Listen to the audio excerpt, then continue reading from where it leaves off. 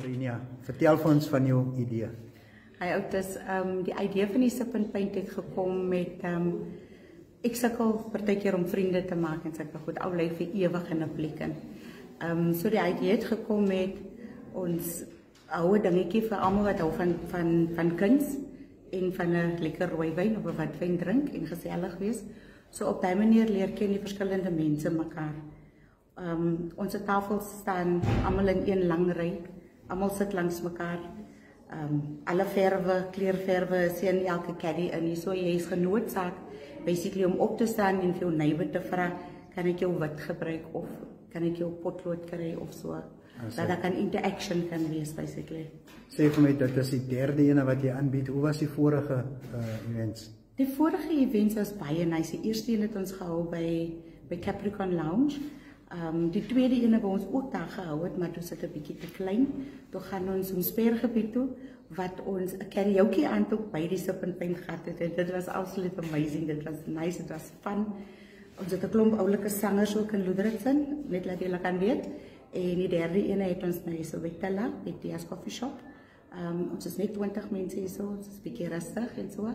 En ja.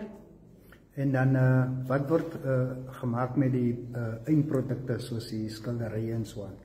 Okay, daar is, die skilderye is natuurlijk nou jou eie. As jy, met jou kaartjie wat jy koop vir $400, kry jy alles. Jy kry jou hele verf utensils, die canvas, die verf, die kwaste, die alles kry jy. En dan is dit nou wyn tot wanneer jy besluit jy klaar gedrink, jou tafelwyn natuurlijk. En dan is daar snacks en alles die. En dan daar is daar meeste van die mense, of van die mense wat hulle se skilderye vir my skenk, wat ek dan in my winkeltjie in verkoop. En as ons dit kan verkoop, dan skenk ek die geld vir die SPCA.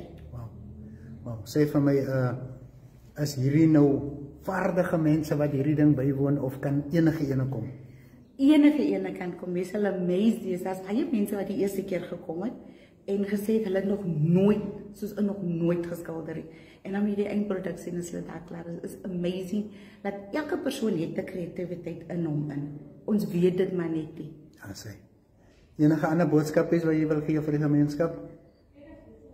Laat jou kreatiwiteit jou nie agterhou nie. Moenie laat jy besluit jy het dit nie. As jy kan skryf, dan kan jy teken. En ons almal kan skryf. So ons almal kan teken.